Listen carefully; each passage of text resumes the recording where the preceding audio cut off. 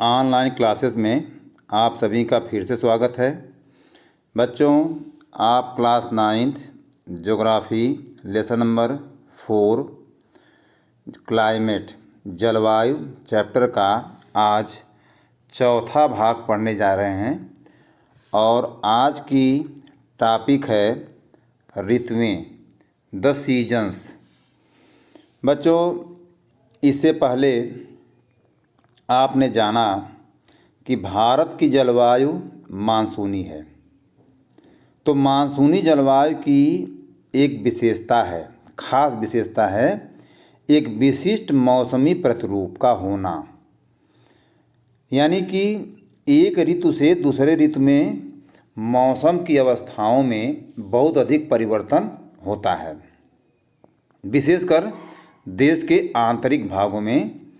और ये परिवर्तन अधिक मात्रा में परिलक्षित भी होते हैं, जिसे आप वर्ष भर महसूस भी करते हैं। तो आपको इस टॉपिक के अंतर्गत भारत में पाई जाने वाली 4 प्रकार की ऋतुओं के बारे में, हालांकि इन सभी ऋतुओं को आप देखते हैं, महसूस करते हैं या समझते हैं, तो इन्हीं ऋतुओं, जो 4 प्रकार की ऋतुएं भारत में पाई जाती हैं, उन्हीं की क्या विशेषताएं हैं उसको ध्यान से समझेंगे। तो सबसे पहले एक सरसरी निगाह पर, एक सरसरी तौर पर आप ये समझ लीजिए कि भारत में 4 प्रकार की ऋतुएं कौन सी हैं और किन किन महीनों में होती हैं।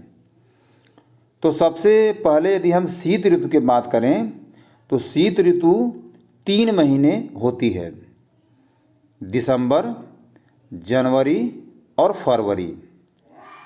इसके बाद ग्रीष्म ऋतु है, जो कि मार्च, अप्रैल और मई, वो भी 3 महीने की होती है।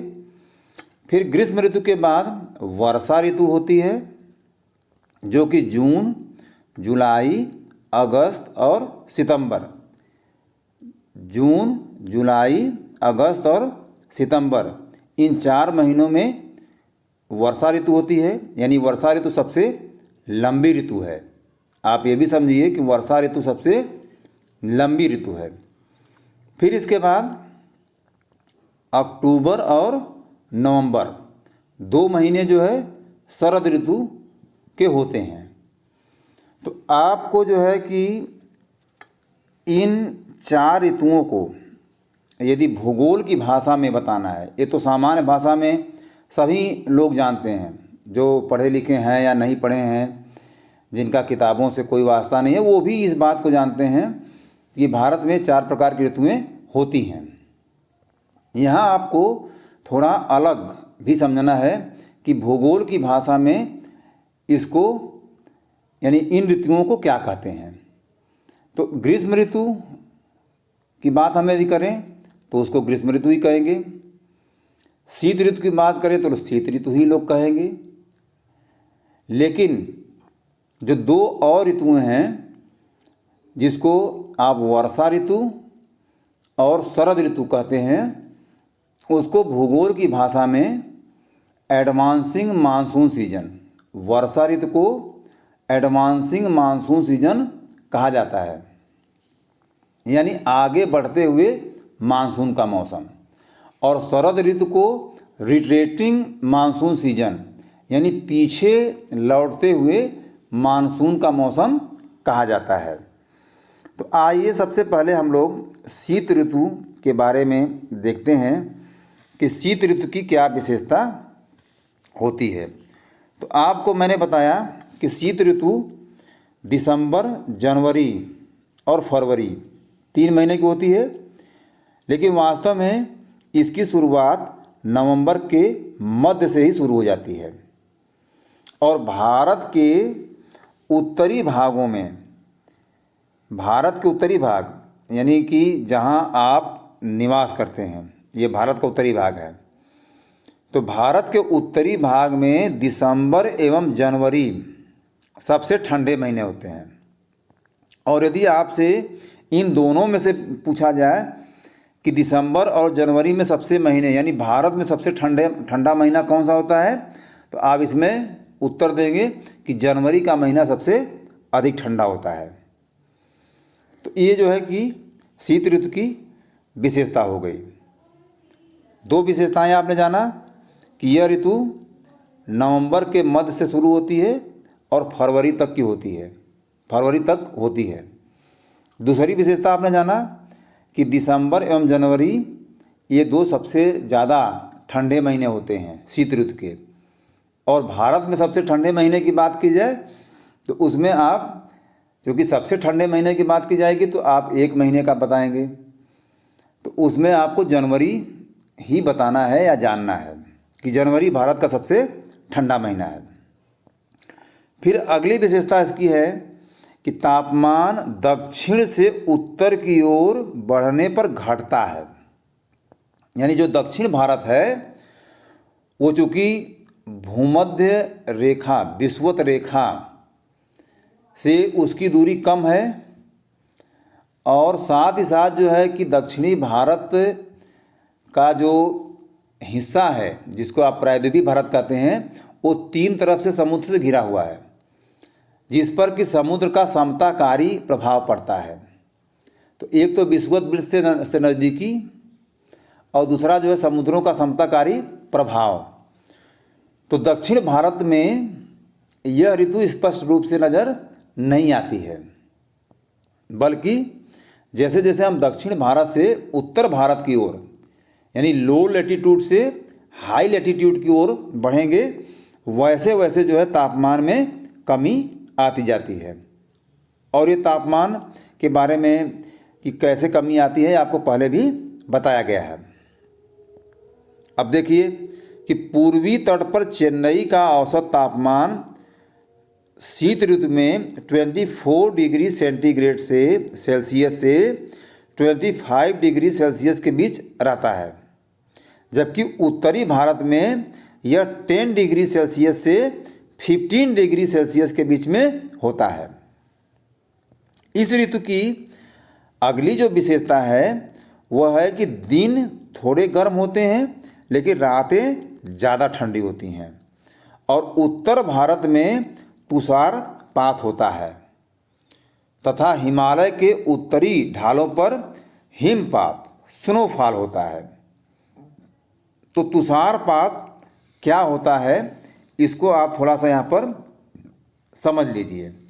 तुषारपात को इंग्लिश में फ्रॉस्ट कहा जाता है, फ्रॉस्ट।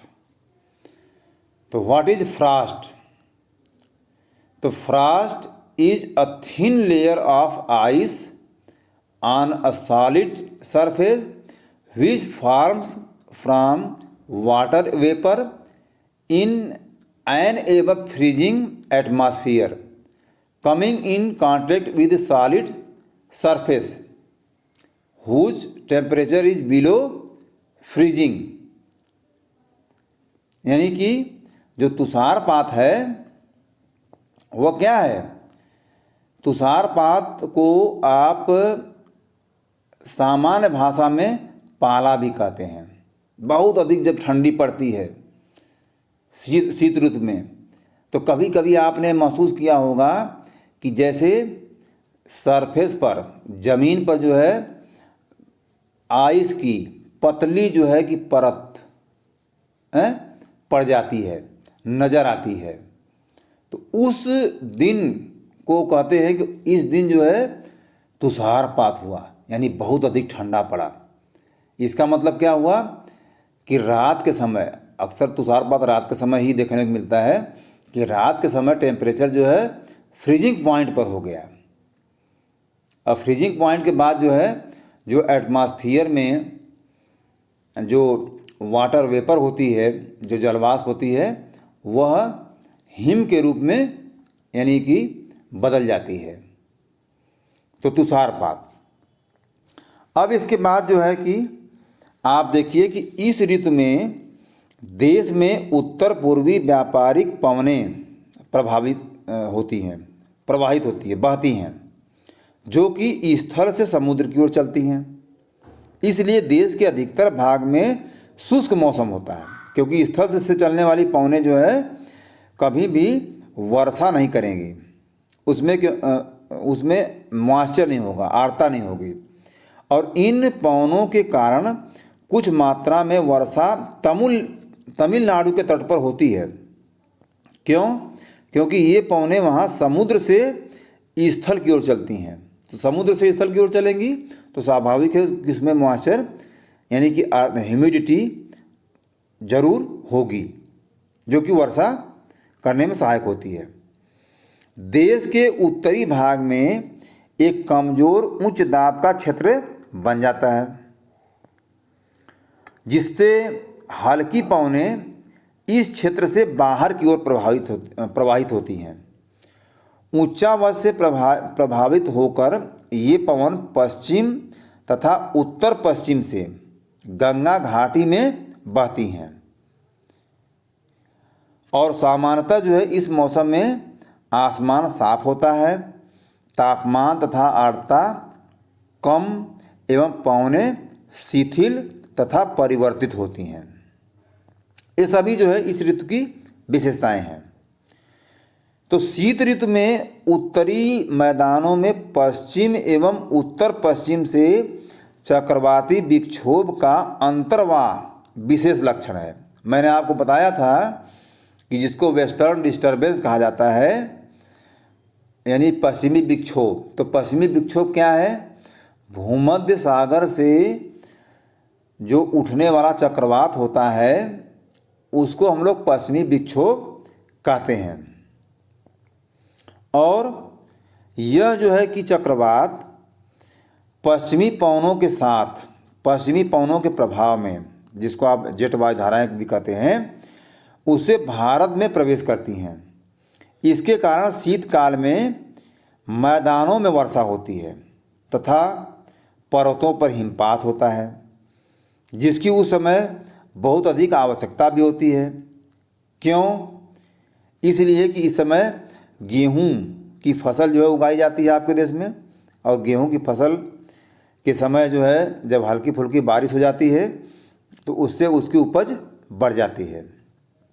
यद्यपि शीतकाल में वर्षा, जिसे स्थानीय तौर पर महावड़ कहा जाता है, कि कुल मात्रा कम होती है, लेकिन गेहूं की फसल के लिए यह बहुत ही महत्वपूर्ण होती है। बच्चों, अब इसके बाद आप आएंगे ग्रीष्म ऋतु के बारे में पढ़ेंगे कि ग्रीष्म ऋतु क्या है, यानी कि उसकी विशेषता क्या होती है। हालांकि ग्रीष्म ऋतु से सभी वाकिफ़ हैं, लेकिन उसकी विशेषताओं को जानना यहाँ पर ज़रूरी है। तो जब सूर्य की स्थिति उत्तरायण होती है, यानी वह कर्क रेखा, अपनी आभासी गति के कारण वह कर्क रेखा पर चमकता है, तो भूमंडलीय ताप पट्टी उत्तर की ओर, यानी कर्क रेखा की ओर, आपके देश की ओर जो है वो खिसक जाती है। और मार्च से मई तक भारत में ग्रीष्म ऋतु होती है। ताप पट्टी के स्थानांतरण के प्रभाव का पता विभिन्न अक्षांशों पर मार्च से मई के दौरान रिकॉर्ड किए गए तापमान को देख के लगाया जा सकता है। और मार्च में आप देखिए कि दक्कन के पठार का उच्च तापमान लगभग 38 डिग्री सेंटीग्रेड होता है। अप्रैल में मध्य प्रदेश एवं गुजरात का तापमान 42 डिग्री, ये औसत है, ये फिक्स टेम्परेचर की बात नहीं की जा रही है, ये औसत तापमान की बात की जा रही है कि 42 डिग्री सेल्सियस होता है। मई में देश के उत्तर पश्चिम भागों का तापमान सामान्यतः 45 डिग्री सेल्सियस या सेंटीग्रेड होता है, लेकिन प्रायद्वीपीय भारत में समुद्री प्रभाव के कारण तापमान में अंतर कम होता है। तो देश के उत्तरी भागों में ग्रीष्म काल में तापमान में वृद्धि होती है, और तापमान में वृद्धि के कारण से वायुदाब में कमी आती है। मई के अंत में उत्तर पश्चिम में थार के रेगिस्तान से लेकर पूर्व एवं दक्षिण पूर्व में पटना तथा छोटा नागपुर पठार तक एक कम दाब का लंबवत क्षेत्र उत्पन्न हो जाता है। अब पवन का परिसंचरण इस गर्त के चारों ओर प्रारंभ होता है।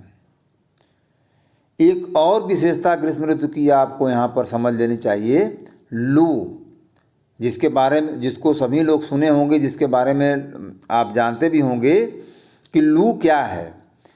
तो लू जो है कि ग्रीष्म काल का एक प्रभावी लक्षण है, यानी कि ग्रीष्म काल में उत्तर भारत में शुष्क और गर्म पवनें चलती हैं, जिसको स्थानीय भाषा में लू कहा जाता है।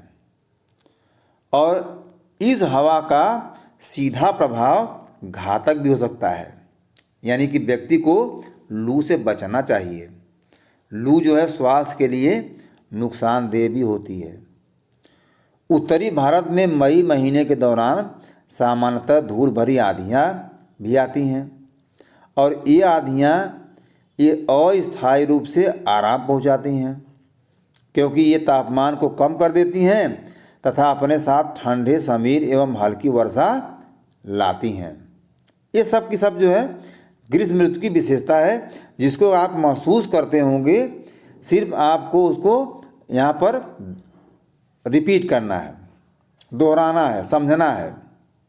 ये सारी चीज़ें जो है आप अपने दैनिक जीवन में हर वर्ष देखते होंगे या देखते हैं। फिर आगे भी देखिए कि इस मौसम में कभी कभी तीव्र हवाओं के साथ गरज वाली मूसलाधार वर्षा भी होती है, और इसके साथ प्रायः हिमवृष्टि भी होती है, स्नोफॉल भी होता है। तो बर्फ़ पहले गिरती है, फिर बारिश होती है। अब देखिए कि बैसाख के महीने में होने के कारण पश्चिम बंगाल में इसे काल बैसाखी कहा जाता है। काल बैसाखी क्यों कहा जाता है? क्योंकि इससे यानी इन तीव्र हवाओं से, इन चक्रवाती जो है तूफानों से, जैसे कि हिमवृष्टि भी होती है और फिर इसके बाद मूसलाधार बारिश भी होती है, इनसे जन धन की काफ़ी हानि होती है। इसीलिए जो है इसको काल बैसाखी कहा जाता है। लेकिन ग्रीष्म ऋतु के अंत में कर्नाटक एवं केरल में प्रायः प्री मानसून रेन होती है, पूर्व मानसूनी वर्षा होती है। इसके कारण आम जल्दी पक जाते हैं, और इसी वजह से इसे आम्र वर्षा भी कहा जाता है। यानी जो प्री मानसून रेन है, जो कि कर्नाटक एवं केरल में प्रायः होती है, उसे मैंगो रेन भी कहा जाता है। तो बच्चों, आप आज की कक्षा में 2 ऋतुओं के बारे में जाने हैं, शीत ऋतु और ग्रीष्म ऋतु। अब इसके बाद आप कल की कक्षा में वर्षा ऋतु एवं शरद ऋतु, एडवांसिंग मानसून सीजन, फिर से आप एक बार समझ लीजिए भूगोल की भाषा में, एडवांसिंग मानसून सीजन और शरद ऋतु, जिसको आप रिट्रेटिंग मानसून सीजन यानी कि वापस लौटते हुए मानसून की ऋतु कहते हैं, उसके बारे में आप कल की कक्षा में पढ़ेंगे। तब तक के लिए सभी को धन्यवाद। सभी बच्चे अपना होमवर्क समय से पूरा करते रहें।